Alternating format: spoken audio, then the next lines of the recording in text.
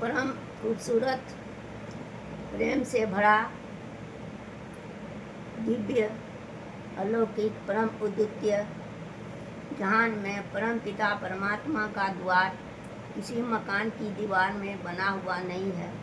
उसका द्वार तो हमारे चित्त में है, जहाँ मांग नहीं है, जहाँ न तो कोई वासना है और न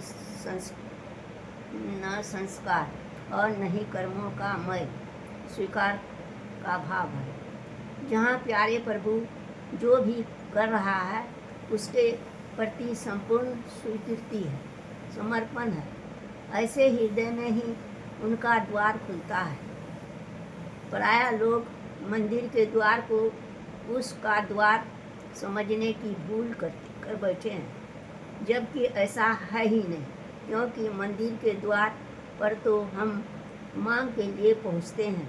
प्यारे प्रभु का द्वार तो हमारे अपने ही हृदय में है। प्यारे प्रभु का उपासना तो मांग शून्य है, वासनाओं से रहित है और प्रेम से ओतप्रोत एवं परिपूर्ण है। उपासना और इसकी दिव्य अनुभूतियाँ केवल तभी संभव है जब हम उपासना में आनंदित होते हैं।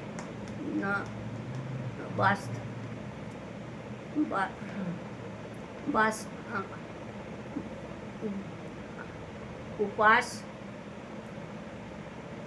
संभव है जब हम उपासना में आनंदित होते हैं। न उपासना में ही आनंद मिलता है तो ही उपासना या परि उपासना संभव हो पाती है। इस उपासना में ही प्यारे प्रभु के अमर, परम अकथनीय, परम अतुलनीय, परम अवर्णनीय, परम अद्वितीय, दिव्य, मधुर, अनुपम, मनोहर, सर्वव्यापी स्वरूप की अनुभूति का एहसास महसूस होता है। एक संत का वह रात में स्वप्न में देखा कि वह स्वर्ग में पहुंच गया है। वहाँ उसने देखा सारे संत नाच रहे हैं, भजन कर रहे हैं। उसने देवदूत से पूछा, अरे ये सारे लोग यहाँ अभी परमात्मा के भजन गा रहे हैं। अगर यहाँ भी यही स्थिति है तो फिर धरती और स्वर्ग में क्या भेद है?